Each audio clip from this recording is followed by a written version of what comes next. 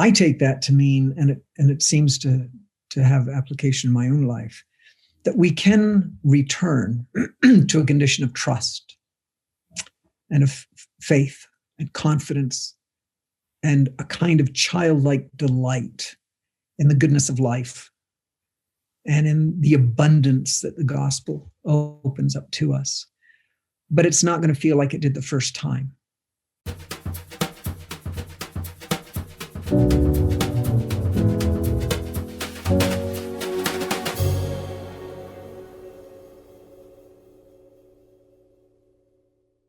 Hello, everybody. Welcome back to the Saints Unscripted podcast.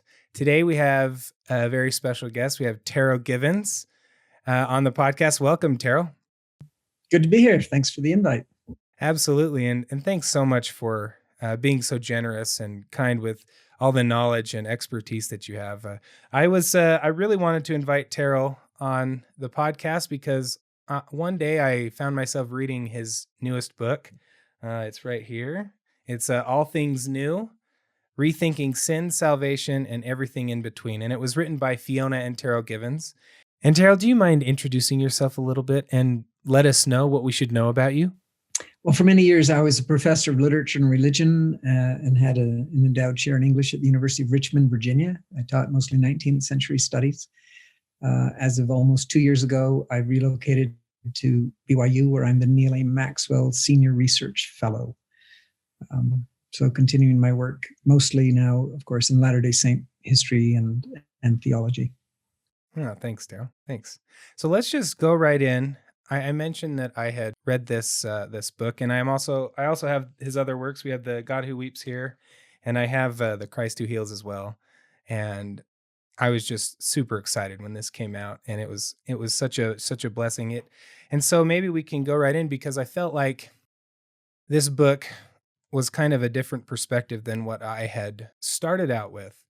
Because when I started out with this, I guess if we call it a faith crisis, right? Or maybe just more of a faith struggle or a faith wrestle or a faith adventure, that, okay, I have to look at all these issues that I'm having and I have to go one by one and fix every single one. And then by this time, I actually thought by March 2021 that I had this goal set in mind to stop worrying so much about God and stop worrying so much about the gospel and et cetera, right? There were so many things. And that wasn't the case for me. And I feel like, if anything, it has gotten deeper. And those issues of typical church history issues, race in the priesthood and all that, and prophets and everything, polygamy, they didn't, I hesitate to say bother me so much, but it didn't seem like that was the issue anymore. It wasn't the core issue. And it's very frustrating because it feels ambiguous. It feels like this confusing unknown weight is the best way I can describe it. And the only other thing I know about it is it has to do with God. And so Terryl and Fiona's work is really helpful in that regard. And I just want to start it out. It's when we think of rethinking sin, salvation, everything in between, you start out with two kind of pivotal, important issues or features that were lost. And you talk about, one is our premortality, or our eternal nature as humans and as children of God. And then two is the parenthood of God. And that seemed to impact me the first and the most with reading in your book. And it's pretty much what the book is about. But maybe you can talk about that as far as approaching that issue when you're already struggling to believe in God, and maybe explain some reasons why you included that in your book, and then maybe how that can help someone who's struggling to know and think of God. Anyway, I'll just maybe get some of your thoughts on that. Sure. Somebody once observed that Mormonism has a kind of CD-ROM theology. And what they meant by that was we seem to have a kind of patchwork. We have a kind of quilt or mosaic of doctrines and ideas. And we often teach the gospel as this kind of set of principles and teachings and We throw, eternal families in there, and temple work and priesthood and word of wisdom. And what I want to know is, what's the master narrative? What's the big story in light of which we make sense of ourselves, our place in this world, and what we're doing, where we're going? And what I love most about the restoration of Joseph Smith is that it provides this radically new story. And it's a grand story that begins in the pre-existence and extends into future eternities. And if you frame the story differently, then you change the meaning of everything that takes place between the first and last pages of that story. And one way that Fiona and I approached this book was to ask, what did Christianity mean to the first generation of Christians? What was the compelling driving force behind the growth of the church in the early Christian years? And we're convinced, reading the earliest church fathers, that it was a particular conception of God as a loving father. And we hear that, but it's become a cliche to us. It's become kind of this empty label that can be metaphorical or allegorical or vague. But the earliest Christians really believed in a paternal love. And they believed in that because it was embodied in Christ. And they saw him as a perfect reflection of the Father. And so this love was absolute. It was uncompromising. It was reliable and unyielding. And as a consequence, these early Christians had the confidence that life was good once one embraced the gospel, once one embraced one's identity, one's relationship to the divine. And they were reborn into this abundant life. And the other aspect of the gospel that was known, it seems to me, imperfectly, but certainly taught by many of the earliest church fathers, certainly understood by many of the Jews, as we see in John chapter 9, was this notion that we had existed before as eternal beings. Now, those aren't just two kind of happenstance ideas that add a new dimension to Mormonism. They found everything that unfolds therefrom. If you believe that God is literally our parent, then you know that he isn't a sovereign. He isn't waiting to judge us. He isn't testing us to see if we get it right. He isn't waiting at the finish line to see if we cross the goal. He has the kind of empathy and loyalty and devotion that a father has for a child. And we believe that the only way that the sons of God would have shouted for joy in that pre-creation scene in Job is if we had been assured that his love was going to bring every one of us back home to the eternal family. And so we think that what Joseph Smith offered the world was an optimism and a confidence and a security about God's desire and capacity to exalt the entire human family. And knowing that the story starts in the pre-existence, then suddenly everything that happens in Eden, all of the travails of our lives, all of the mistakes that we make become part of a deliberate process that was planned and envisioned from the beginning. And so we don't start with that kind of pessimistic sense that God has to redeem us from this catastrophe, that we're depraved and in need of saving from hell. But rather we see ourselves as these children, these pupils of an eternally patient father and mother who expect and anticipate that we're going to make mistakes along the way, that we're going to err, we're going to blunder and bumble about, but that they will persevere in bringing us home. And so in light of that framework, we try to kind of reconceptualize what salvation is, what heaven is, what judgment is, what repentance is, what's the purpose of the atonement. And we think that they all have meanings that have to be rethought in light of the founding restoration story. There's a section in your book, and it's in chapter 5, and it talks about we're running this race of life, and that God isn't this sovereign, vengeful, hateful, angry, wrathful God who's going to deny us the winner's cup or grant us the winner's cup. He's in the race with us. He's running the race with us. And that hit me so hard. And you know what? I think I listened to that on the audiobook, and I believe that's Fiona's voice, That's right? Fiona, yeah. I thought that was so cool. And it just hit me so hard. And maybe you could talk a little bit about that. And as far as thinking of the struggles here on earth, and then struggles like maybe in framing it in that with that faith crisis in mind, or any struggle, is I'm struggling with my faith. I'm struggling with God. I'm struggling in this race on earth, but God is running that with me. If you could talk a little bit about that. Yeah, well, what happens early in the Christian past, and happens really once the Latin church fathers begin to get involved in the scene, Tertullian and Augustine, and they come from this highly legalistic background. And so God becomes this sovereign lawgiver that we are afraid of offending.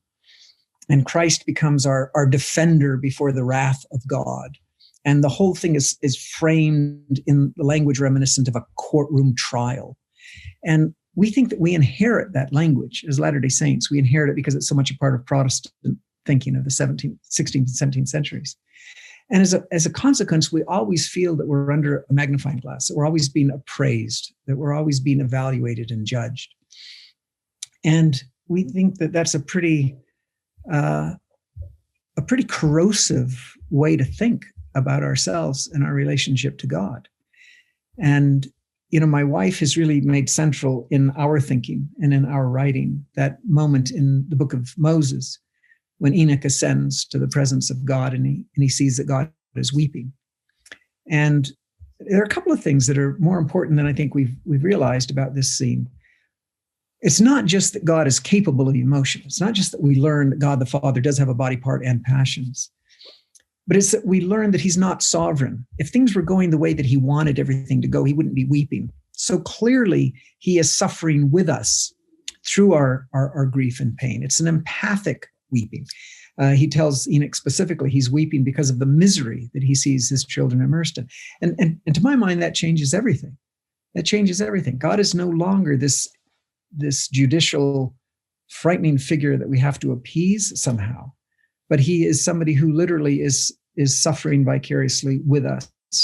And that's what we mean by saying he's running the race with us, so to speak, in a very, very real way. We also think that it's just really imperative that we understand what things we do suffer by way of affliction, of woundedness, or of doubts and struggles with our faith are part of an educative process. They're not punitive, and they're not necessarily indicative of our inclination towards evil. We think that we need to have a more benevolent and patient and loving and kind attitude toward our own failings, because our Father and Mother in heaven certainly do. And this is another insight that comes largely from Fiona, from her work in the book of Moses. It's really significant that when sin is addressed in the garden by way of an explanation to Adam and Eve, the Lord talks about sin as a form of bitterness that we have to experience in order that we can prize the good. We find that language also in D&C section 29, the identical language, that we have to taste the bitter in order to know the good. So that also, I think, is a much healthier and more productive and more accurate way of thinking about those mistakes and errors and sins that we fall into, that they are necessary for us to learn, that isn't a good way to go. Maybe we need to listen to this loving counsel and allow these experiences to be formative rather than causes of guilt or self-reproach. So we also try to make a clear distinction in this book between what we call the self-centeredness of guilt and the other-centeredness of remorse, that we think it's very healthy and useful and productive to hurt when we recognize the pain we've caused others. But we think an obsession with disappointing ourselves is not always productive and useful, and it's not the kind of godly sorrow that is productive of anything good. So yeah, that's all I have to say on that. Thanks. Thank you. And I do recommend reading this book because it goes into a lot of that, and that's such a fantastic chapter. So thank you for talking about that, Terrell. And I just wanted to ask, as you've been talking so far, I've thought, okay, I wonder, is the answer, because I am, and I wonder if I'm putting too much attention on many of these. I hesitate to say small issues, but they feel small now that I think the big issue is God, and I have a problem with God, and I have hard time believing in him lately. And maybe that's too strong to say too, but maybe is that the answer, is to put more focus on God as, as they are parents, they are our, eternal parents, and less so on these smaller issues that seem to harrow me up so much. I don't know if you have any thoughts on that. Yeah, I do. No, I do. I think what happens is that Latter-day Saint teachings are so distinctive, and we have been such outliers in the American religious tradition, and we are cultural outliers today, that we've got two forces working toward the same end. External forces that marginalize us and consider us other, and interior forces that celebrate how different and unique and other we are. And so going all the way back to the 19th century, there's been this tendency to emphasize our peculiarities. And so we talk about our distinctive doctrines. We talk about our distinctive history. We talk a lot about gold plates, and we talk about modern prophets, and that's all well and good.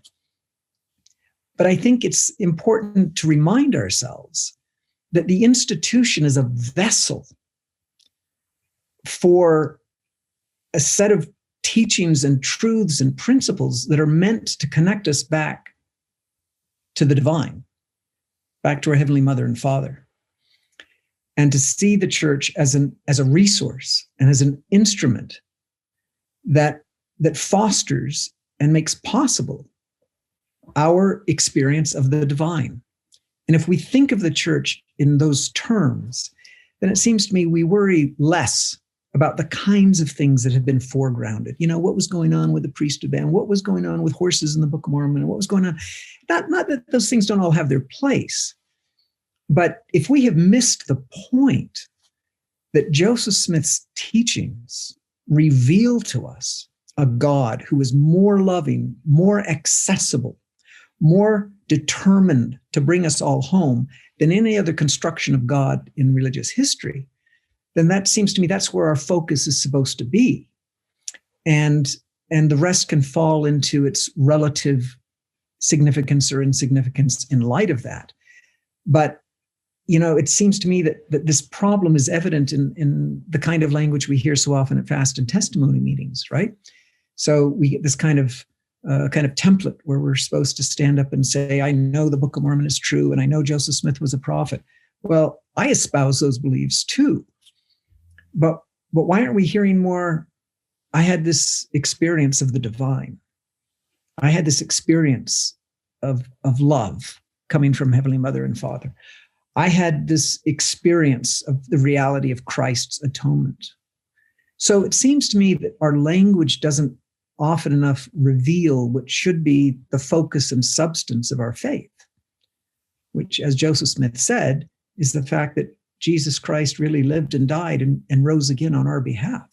He said that was the centerpiece and the foundation of our faith. And all of this other stuff is meant to support that.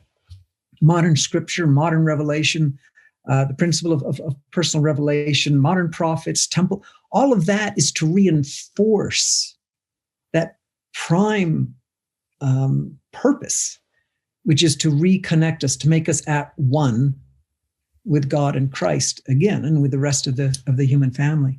So I think we have to work kind of against the grain of our culture to keep the center, what should be the center of our faith. And so, no, you're absolutely right. God needs to be the topic of our conversation and the focus of our discipleship. And if you're wrestling with that, then that's an important wrestle. That's not inconsequential.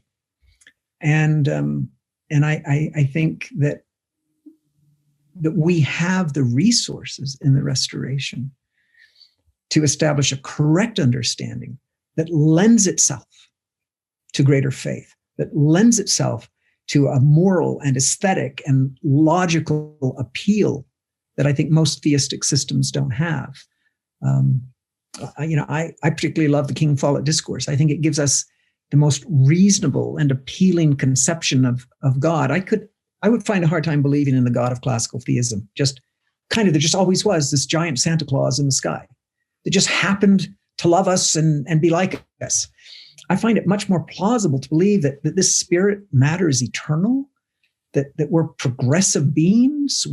We hunger for knowledge and for greater love and for greater light.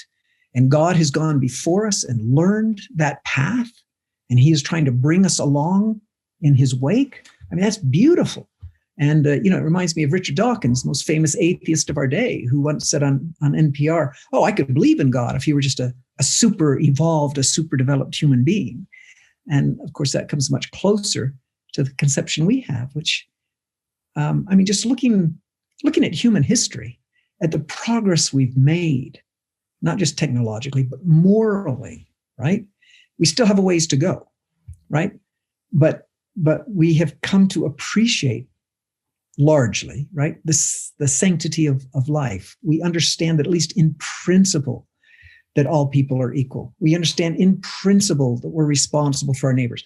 So it's clear to me that there's something in the human spirit that is drawn to light, that is drawn to truth. And in the individual and collective sense, both, one can see that movement through time, through history. And so our conception of God, it seems to me, is just the logical culmination of all of that. So I find Mormonism the most rationally appealing theological system, as well as the most spiritually satisfying. Terryl, I had another question, and as you were talking, it kind of there's like a part one and a part two. Part one is it feels like there's this heavy weight on me that I've never felt before, and I feel like it has to do with God. And so, is there any hope in that going away as I continue to try to follow him and do the best I can to learn the gospel and, all of the, A, B, and C, all the above? And then, am I crossing, or have I crossed a threshold? Like, is there a point of no return where, because right now I feel like, okay, I will never have that simple faith again, or I will never feel as, a child again. I will never, have that simple, that simple faith that I can just kind of, that I've experienced my whole life. And maybe that's a problem if it's just a simple faith and all I do is, go to church and then not think about it anymore. But can you speak to that? Is there a point of no return, and is there hope that this weight of something about God will leave me? Yeah, I think the story of the garden has beautiful application as kind of a model for our lives. You're right. We all start in the garden, and we're all children, and we lose our innocence as children. And most of us start as these wide-eyed, excited converts or young members of the church. And then at some point, many of us leave the garden. We find ourselves on the outside. And it's clear, it seems to me, from the trajectory of the Bible, which wasn't composed having in mind that it was all going to form this totality, but it does form this magnificent totality, because we're in the garden, we leave the garden, and then the book of Revelation, we're returned to the tree of knowledge, or the tree of life. And there's this wonderful vision, right, of John, in which we're back there, but now in this exalted condition. It reminds me of something that the novelist Marilyn Robinson said. She said that there's such a thing as an earned innocence. And so I take that to mean, and it seems to have application in my own life, that we can return to a condition of trust and of faith and confidence and a kind of childlike delight in the goodness of life and in the abundance that the gospel opens up to us. But it's not going to feel like it did the first time. Once you've seen God weeping, you know that life has a tragic dimension to it. And you know that there's a cost and a price that has to be paid. And that even in his exalted place in heaven, there are still tears that our Father experiences. So I think we can return to the garden, but it's with a faith that has been deepened and that has been tried, and that in many cases has progressed from a thinking certainty to a felt faith. And I think that's okay. I think you need to find refuge in D&C 46, where we have this enumeration of spiritual gifts, and we're told to some is given to know, and to some is given to believe. And so you may never attain to that place where you go to bed at night just absolutely confident and serene in your faith. C.S. Lewis once said, we're called to live lives of cheerful insecurity. And so I think that there's nothing wrong with recognizing that we have different spiritual gifts. You may not have the gift of knowledge. Yours may be the gift to believe. And to me, that's a beautiful gift, because it means that you're promised that you have the ability to persevere in the face of uncertainty, to renew your commitment as an act of free will every day, to trust where there's no guarantee, to risk being wrong and be vulnerable. And I think that that's a beautiful way to live your life once you come to accept that as the condition of your discipleship.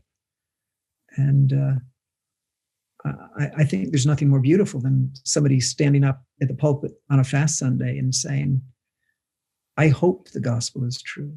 I trust my mother and father in heaven live. I believe these things are true. And let that suffice as the testimony that you have. You used a term at the beginning. I wish I could remember exactly how you put it. You talked about faith crisis, faith challenges, faith reformulations, or faith wrestling. And I think, look at the New Testament record, right? The apostles, eyewitnesses, living companions of Jesus Christ.